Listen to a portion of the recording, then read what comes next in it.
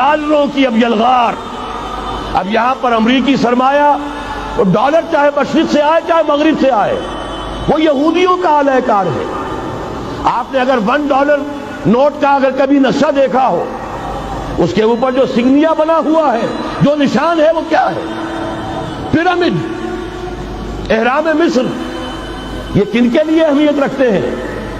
ہزارہا یہودیوں کا خون اور ان کی ہڈیاں ان پیرامڈز کے تلے دبی ہوئی. جب یہ احرام بنائے گئے تھے یہ یہودی وہاں غلامی کے دور میں تھے، بیگار ان سے لی جا رہی تھی. بڑے بڑے پتھر جب گرتے تھے تو پسنے والے یہودی ہوتے تھے. یہ ان کی اپنی جیسے ہولوکاسٹ جیسے انہوں نے اس کو اپنا سمبل بنایا ہوا ہے، اسی طریقے سے پیرامڈ، مصر کا پیرامڈ یہ گویا کہ ان کے اس زوال کا ایک نشان ہے. اور اس پر ایک آنکھ بنی ہوئی ہے، ایک آنکھ، کانے دجال کی آنکھ، وہ دیکھ رہی ہے. عجیب ہے یہ سمبل. نیچے لکھا ہوا ہے نووس آرڈو سکلورم، اور یہ در حقیقت 1776 جو نیچے لکھا ہوا ہے وہ رومن حروف کے اندر یہ 1776 ہے جو میں بتا چکا ہوں آرڈر آف الومناٹی وسوپ نے قائم کیا تھا.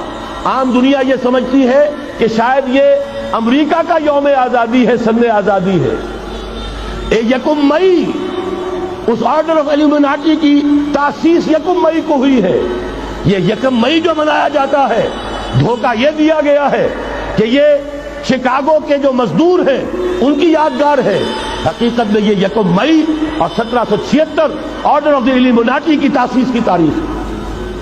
ڈالر میرے اس دیش کو ناپاک نہ کرنا. اور میں تو انہیں داد دیتا ہوں جو کچھ انہوں نے، شاعر کہتے ہیں اس کو جو صاحب شعور ہے، اس صاحب شعور نے جو مشاہدہ کیا ہے کہ ڈالر آئے گا تو کیا آئے گا ہمارے ہاں. میری تو فکر کے اندر رچ بس گیا ہے. پاکستان کے بارے میں جب کہا تھا اے آندھیوں سنبھل کے چلو اس لیار میں، امید کے چراغ جلائے ہوئے ہیں ہم. ہماری امیدوں کے چراغ ہے یہ. اسلام کا گہوارہ بننے والی ملک ہے یہ. اس کو ہم نے قائم کیا تھا اسلام کے لیے. یہ آندھیاں نہ چلیں. اس ملک کو ہم نے اسلام کے چراغ جو ہے ہم نے اس میں روشن کیے ہوئے ہیں. اے آندھیوں سنبھل کے چلو اس لیار میں، امید کے چراغ جلائے ہوئے ہیں ہم. بہرحال یہ تیسرا سیلاب ہے، ننگی سرمایہ داری، جس کی پھر لعنتیں ہوتی ہیں. ایک طرف فقر، ایک طرف احتیاج، ایک طرف بھوک، ایک طرف دولت کے انبار. پہلے بھی ہمارے ہاں فرق کم نہیں ہے، لیکن اب جو ہوگا اگر یہ بات پوری ہو گئی تو وہ ننگی سرمایہ داری. اور سرمایہ داری ہی در حقیقت یہود کا سب سے بڑا ہتھ کنڈا ہے. یہ بینکنگ کا نظام، یہ سارا کا سارا سودی نظام، یہ IMF، یہ ورلڈ بینک، یہی تو ان کے سب سے بڑے ادارے ہیں. تو واقعہ یہ ہے کہ 3 طرف سے ہم پر حملہ ہو رہا ہے. اور یہ سود کے بارے میں کیا کہا تھا اقبال نے؟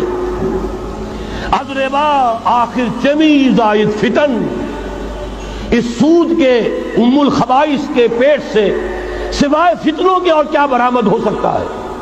کس نہ داند لذت قرض حسن، کسی کو قرض حسنہ کی لذت یاد نہیں رہی. بغیر سود کے قرض دو.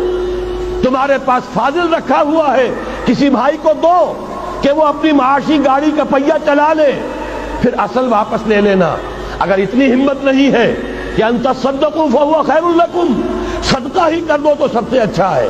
دے ہی ڈالو اپنا فاضل سرمایہ.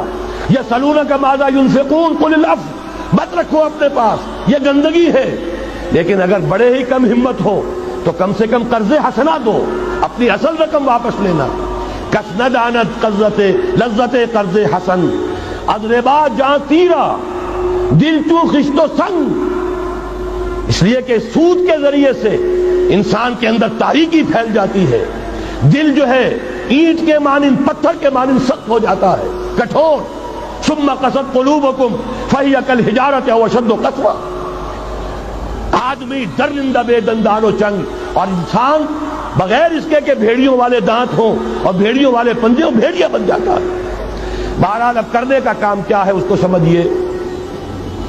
اس پوری صورتحال کا میں نے آپ کے سامنے نقشہ پیش کر دیا.